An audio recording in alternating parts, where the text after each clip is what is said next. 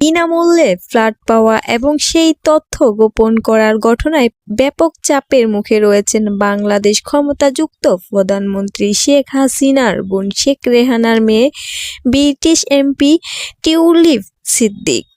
তাকে মন্ত্রিত্ব থেকে বরখাস্তের দাবি জানিয়েছেন ব্রিটেনের বিরোধী দল কনজারভেটিভ পার্টি।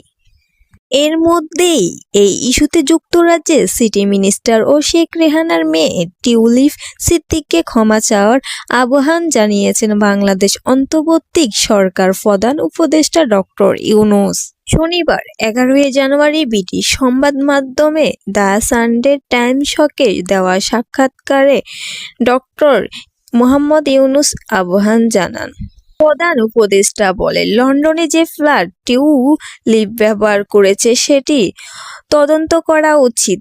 যদি তদন্তে পাওয়া যায় তিনি ডাকাতির মাধ্যমে পেয়েছেন, তাহলে ফ্ল্যাটটি বাংলাদেশের সরকারের কাছে ফেরত দেওয়া উচিত।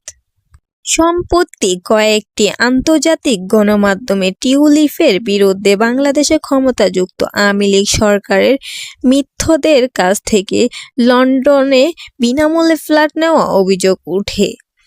এদিকে টিউলিপের বিরুদ্ধে আর্থিক দুর্নীতি অভিযোগ ওঠায় তাকে মন্ত্রিত্ব থেকে বরখাস্ত করার দাবি জানিয়েছেন ব্রিটেনের বিরোধী দল নেতাকর্মী।